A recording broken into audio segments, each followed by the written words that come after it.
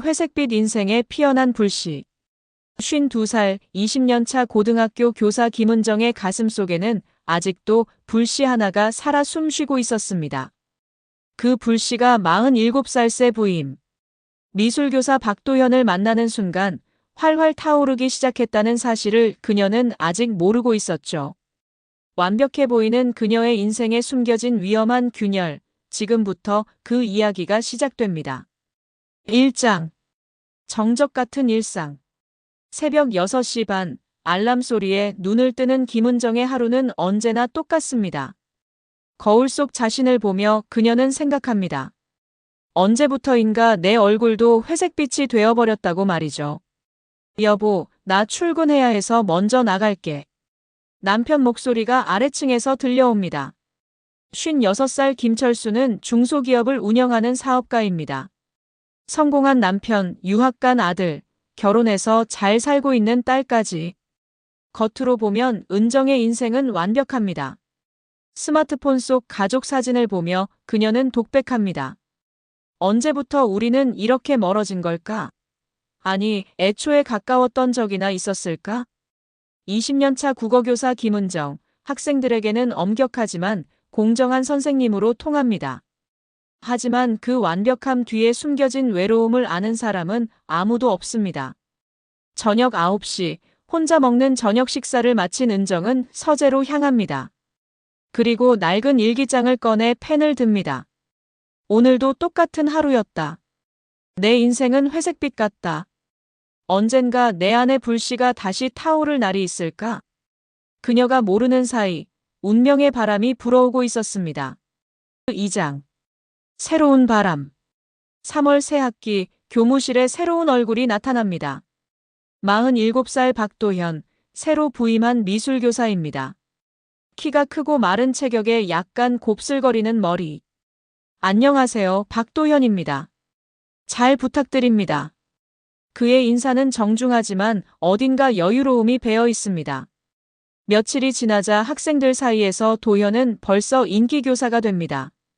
너무 학생들과 친해지려 하는 것 아니야? 교무부장 오영자가 은근히 견제합니다. 55살 영자는 은정의 고등학교 동기입니다. 은정 역시 처음엔 도현을 경계합니다. 그런데 어느 날 점심시간 교무실에서 도현이 은정에게 다가와 말을 겁니다. 김은정 선생님이시죠? 혹시 예전에 시집을 내신 적 있으신가요? 은정은 깜짝 놀랍니다. 그건 25년 전 일이었거든요. 27살 갓 결혼한 신참 교사 시절에 작은 출판사에서 낸 시집 한 권을 기억하는 사람이 있다니요. 은정이 당황해하자 도현이 미소를 짓습니다. 제가 대학 시절 문학 동아리를 했거든요. 그때 선생님 시집을 읽었어요.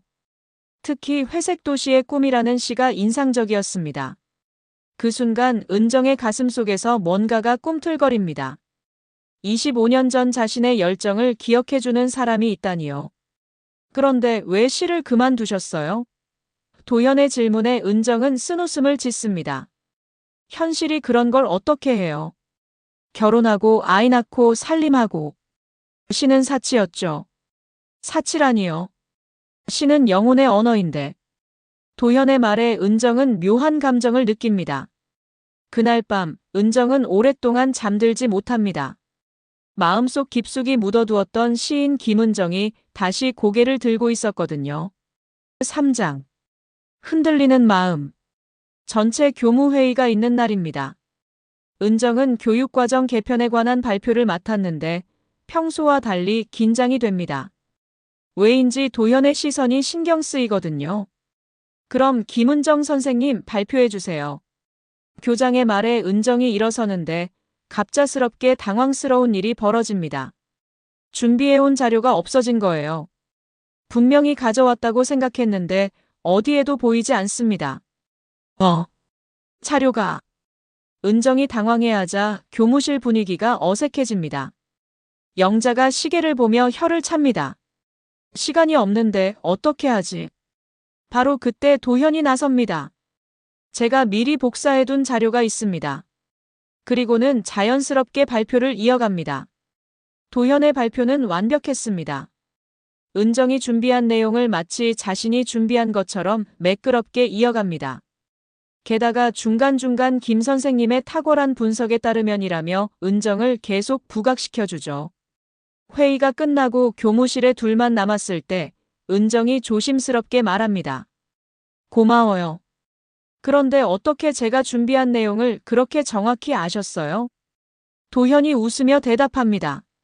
선생님이 수업 준비하시는 걸 옆에서 보면서 대강 짐작했어요. 그리고 선생님 수업 들어보고 싶어서 몰래 참관한 적도 있거든요. 학생들이 왜 좋아하는지 알겠더라고요. 은정은 얼굴이 빨개집니다. 선생님, 예전엔 시인이셨죠? 여전히 눈빛이 살아있습니다. 도현의 말에 은정의 심장이 두근거리기 시작합니다. 그날 밤, 은정은 남편이 늦게 들어와 소파에서 잠든 모습을 보며 생각합니다. 언제부터 우리는 이런 동거인 관계가 되어버린 걸까요? 그리고 오늘 도현이 자신을 바라보던 그 눈빛을 떠올립니다. 오랫동안 잊고 있던 감정, 여성으로서의 설렘이 다시 살아나고 있었거든요. 4장. 균열의 시작. 5월 둘째 주 이틀간 지방연수원에서 진행되는 연수가 있습니다. 우연히 은정과 도현이 같은 조로 배정됩니다. 첫날은 무사히 지나갑니다. 하지만 둘째 날 저녁, 갑자기 비가 내리기 시작합니다. 연수가 끝나고 숙소로 돌아가는 길에 은정과 도현은 한 카페에서 비를 피하게 됩니다. 한 잔 어때요? 도현의 제안에 은정은 잠시 망설이다 고개를 끄덕입니다. 맥주 한 잔을 앞에 두고 앉은 두 사람. 처음에는 학교 이야기를 하다가 점점 개인적인 이야기로 넘어갑니다. 은정이 술 기운에 조금씩 마음을 열기 시작합니다. 가끔은 내가 정말 살고 있는 건지 의문이 들어요. 그냥 버티고 있는 것 같아요. 어떤 면에서요? 도현이 진지하게 묻습니다. 남편은 항상 바빠요. 집에 있어도 핸드폰만 보죠. 아이들은 다 커서 각자 길을 가고 나만 그 자리에 그대로 서 있는 것 같아요. 마치 액자 속 사진처럼. 도현이 조용히 고개를 끄덕입니다. 저도 비슷해요. 사실 저 예전에는 화가였거든요. 은정이 놀란 표정으로 그를 바라봅니다. 화가요? 네, 꽤 주목받던 시절도 있었어요. 개인적인 문제로 스캔들에 휩싸이게 되었고. 그래서 교사가 되신 거예요? 네, 새 출발이라고 생각했는데. 가끔은 제가 도망친 건 아닌가 싶어요. 진짜 제 모습에서 말이죠. 두 사람 사이에 묘한 공감대가 형성됩니다. 각자 다른 이유지만 둘 다 진짜 자신을 잃어버린 채 살고 있었거든요. 선생님은 다시 시를 써보고 싶지 않으세요? 도현의 질문에 은정이 쓴웃음을 짓습니다. 글쎄요. 이미 너무 늦었을 것 같아요. 늦었다니요. 선생님 눈을 보면 아직 시인의 영혼이 살아있는 게 보여요. 그 순간 도현의 손이 테이블 위 은정의 손을 살짝 덮습니다. 전기 같은 충격이 은정의 온몸을 관통합니다. 저는 은정이 급하게 일어납니다. 늦었어요. 들어가야겠어요. 도현이 따라옵니다. 선생님, 혹시 제가 실수를... 아니에요. 그냥 시간이 늦어서요. 은정은 얼굴을 돌리지 않고 빠르게 숙소로 향합니다. 하지만 그날 밤 은정은 잠들 수 없었습니다. 도현의 손길이 아직도 손등에 느껴지는 것 같았거든요. 그런데 은정이 모르는 사실이 하나 있습니다. 그 카페 구석 테이블에 교무부장 영자가 앉아 있었다는 것을요. 영자는 두 사람의 모든 대화를 듣고 있었습니다. 5장. 비밀의 불씨. 연수에서 돌아온 후 학교 분위기가 미묘하게 달라집니다. 도현은 평소보다 더 은정에게 관심을 보이지만 은정은 일부러 피하려 합니다. 선생님, 점심 같이 드실래요? 도현의 제안을 은정은 정중하게 거절합니다. 죄송해요. 다른 약속이 있어서요. 하지만 작은 순간마다 두 사람 사이의 묘한 기류는 계속됩니다. 어느 날 영자가 슬쩍 은정에게 다가옵니다. 은정아, 요즘 도현 선생님이랑 친해 보이던데? 네. 은정이 깜짝 놀랍니다. 아니야, 그냥. 연수 때도 같이 다니고 그랬다면서. 뭐, 나쁜 뜻은 아니고. 영자가 의미심장하게 웃습니다. 그 선생님 예전에 화가였다던데 무슨 스캔들이 있었다는 소문도 있고. 그런 게 아니에요. 그냥 동료일 뿐이죠. 그럼 됐어. 근데 은정아, 너도 조심해. 학교에서 소문나면 골치 아파. 영자가 떠난 후 은정은 혼란스럽습니다. 수업을 마치고 교무실로 돌아온 은정 앞에 도현이 나타납니다. 선생님, 잠깐 이야기할 시간 있으세요? 무슨 이야기요? 은정이 경계하듯 묻자 도현이 진지한 표정으로 말합니다. 제가 너무 성급했나요? 혹시 선생님이 부담스러워 하시는 것 같아서. 부담스럽다기보다는. 은정이 말을 멈춥니다. 뭐라고 대답해야 할지 모르겠어요. 저는 선생님이 다시 시를 쓰셨으면 좋겠어요. 정말로요. 도현의 말에 은정이 고개를 듭니다. 왜 그런 말씀을 하시는 거예요? 선생님 속에 아직 살아있는 시인을 봤거든요. 그냥 묻어두기에는 너무 아까워요. 그 순간 은정은 깨닫습니다. 자신이 도현에게 끌리는 이유를 말이죠. 그는 단순히 매력적인 남자가 아니라 자신 속에 잃어버린 꿈을 다시 일깨워주는 사람이었던 거예요. 6장. 넘지 말아야 할 선. 6월 어느 날 저녁 학교에 은정과 도현만 남게 됩니다.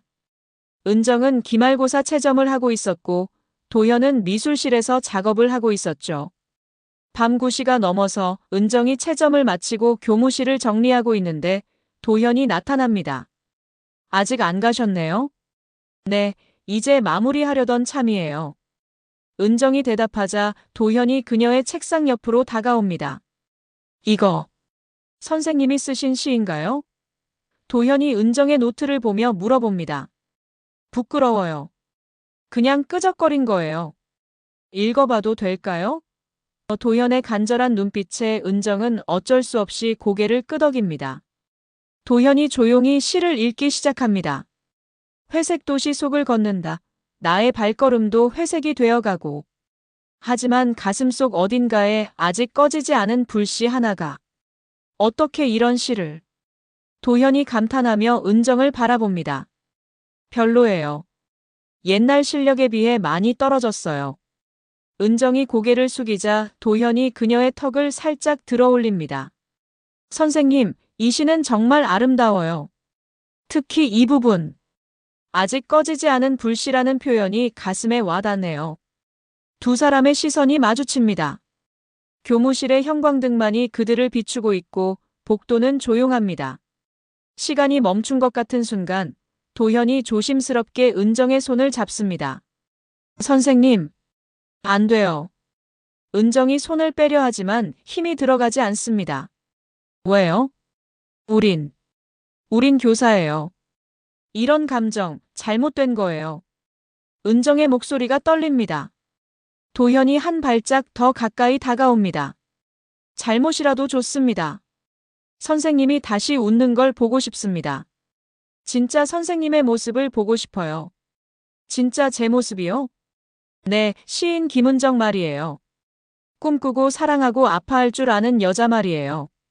그 말에 은정의 마지막 방어선이 무너집니다. 도현이 그녀의 얼굴을 두 손으로 감싸며 천천히 가까워집니다. 우리 이러면 안 되는데. 은정이 마지막으로 속삭이지만 이미 그녀의 마음은 결정된 상태였어요. 두 사람의 입술이 맞닿는 순간 은정은 느낍니다. 자신의 일기장에 썼던 그 말이 현실이 되었다는 것을요. 내 안에 불씨가 다시 타오르고 있다고 말이죠.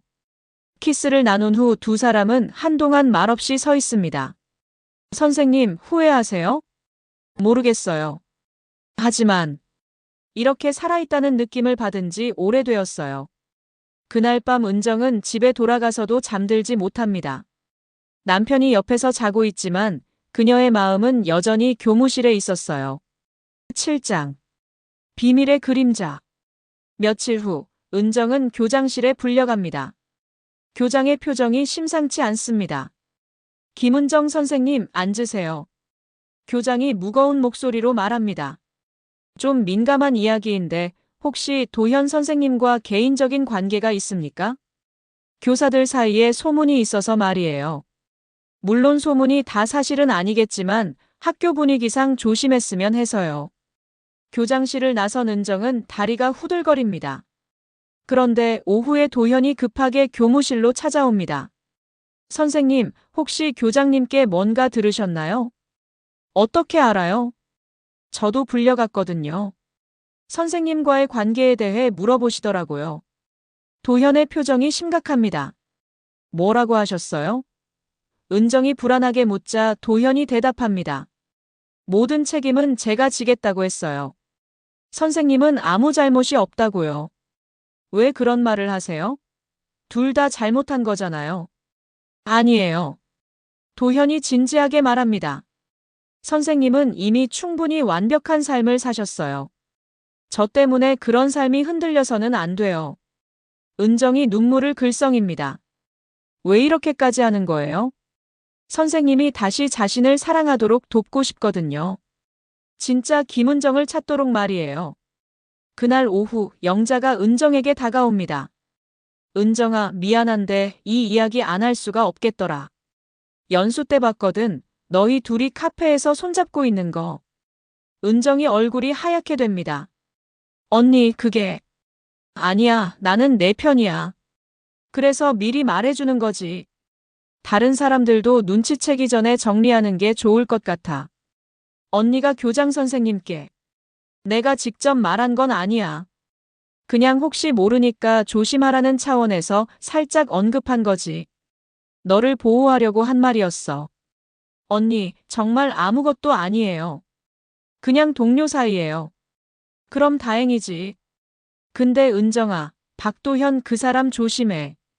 예전에 여자 문제로 화단에서 쫓겨났다는 소문이 있거든. 영자의 말을 들은 후 은정은 더욱 혼란스러워집니다. 저녁 늦게 도현이 은정에게 문자를 보냅니다. 선생님, 제 과거에 대해 들으셨을 것 같은데 직접 설명드리고 싶어요.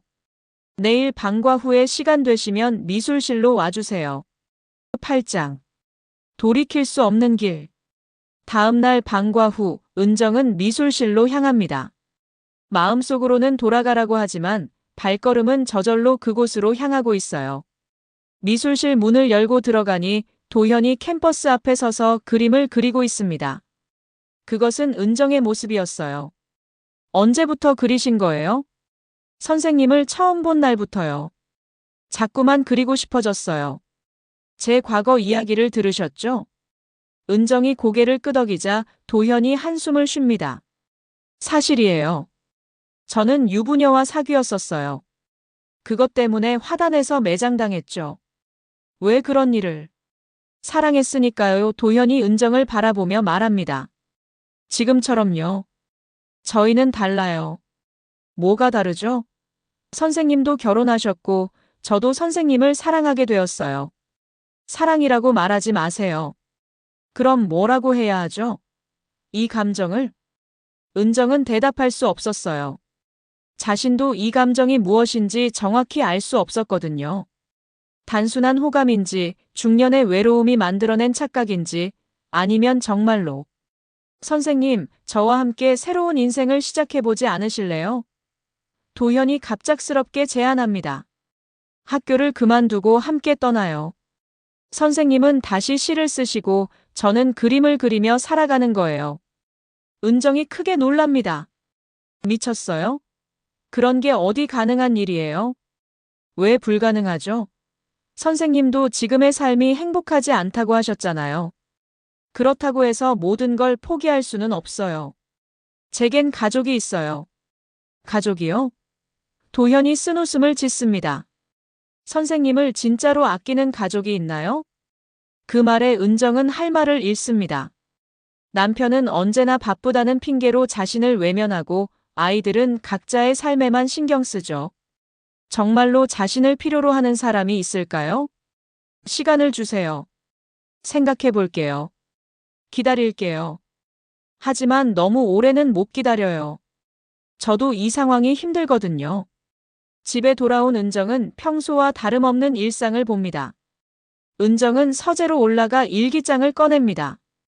그리고 펜을 들어 천천히 써내려갑니다. 오늘 나는 인생의 갈림길에 서 있었다.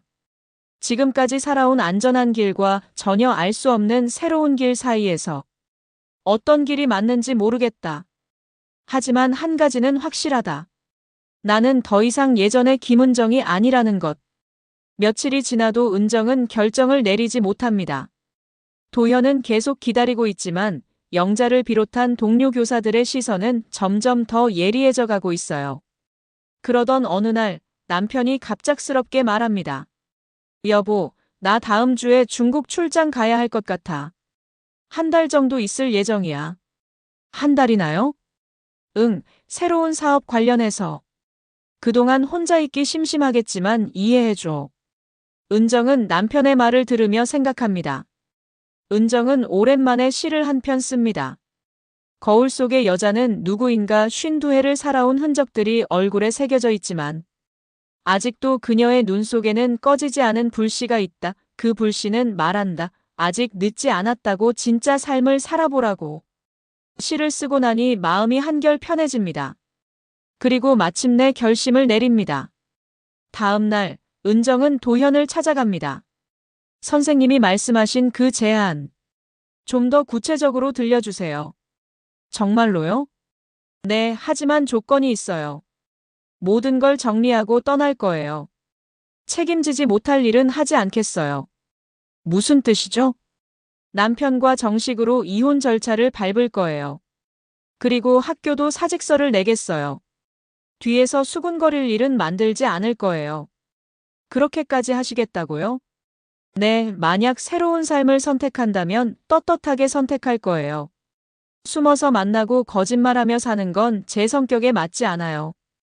그날 저녁 은정은 남편이 출장 떠나기 전에 모든 것을 털어놓습니다. 남편은 처음에는 믿지 못하다가 점점 화를 내기 시작해요. 정말 미쳤구나. 25년을 함께 산 사이에 이게 뭐야? 미안해요. 하지만 더 이상은 이렇게 살 수 없어요. 그 남자가 뭐가 좋다고? 나보다 젊어서? 나이 문제가 아니에요. 그 사람은 저를 김은정이라는 한 사람으로 봐주거든요. 당신에게는 그냥 편리한 아내일 뿐이었잖아요. 남편과의 긴 대화 끝에 은정은 집을 나옵니다. 학교에서도 은정은 사직서를 냅니다. 도현도 함께 사직서를 내고 두 사람은 서울을 떠날 준비를 시작해요. 영자는 마지막까지 은정을 말립니다. 정말 미친 짓이야. 나중에 후회해도 늦어. 후회할 수도 있죠. 하지만 지금 이대로 살면서 후회하는 것보다는 낫겠어요. 은정의 결심은 변하지 않았습니다. 마지막 날, 은정은 서재에 앉아 일기장을 펴고 마지막 글을 씁니다. 오늘로 김은정의 첫 번째 인생이 끝난다. 52년 동안 나는 누군가의 아내, 누군가의 엄마, 누구의 선생님으로만 살았다. 하지만 이제는 그냥 김은정으로 살고 싶다. 시를 쓰는 김은정, 사랑하는 김은정, 실수할 수도 있지만 진짜로 살아가는 김은정으로 말이다. 그리고 마지막 문장을 또박또박 써내려갑니다. 내 인생은 회색이 아니었다. 아직도 불씨는 살아있다. 그리고 이제 그 불씨를 활활 태워볼 때가 왔다. 일기장을 덮은 은정의 얼굴에는 두려움과 기대감이 동시에 어려 있었습니다. 새로운 삶이 어떤 모습일지는 아무도 모르지만 적어도 그녀는 이제 진짜로 살아가고 있었거든요. 도현과 함께 기차역으로 향하는 은정의 가방 안에는 새로 쓴 시들이 들어 있었습니다. 그리고 그 시들 중 첫 번째는 이렇게 시작되었어요. 불씨 하나가 다시 타오르기 시작했다. 52해 만에 진짜 봄이 왔다. 김은정의 두 번째 인생이 막 시작되려고 하고 있었습니다. 여러분, 이것이 52살 김은정의 이야기였습니다. 완벽해 보였던 그녀의 인생에 숨겨진 균열, 그리고 그 균열을 통해 피어난 새로운 사랑과 용기의 이야기였죠. 과연 그녀의 선택이 옳았을까요? 아니면 모든 것을 잃고 후회하게 될까요? 그것은 아무도 알 수 없습니다. 하지만 한 가지는 분명합니다. 그녀는 마침내 진짜 자신으로 살아가기 시작했다는 것이죠. 때로는 안전한 길보다 위험하지만 진실한 길을 선택하는 용기가 필요할 때가 있습니다. 김은정의 이야기는 바로 그런 용기에 대한 이야기였습니다.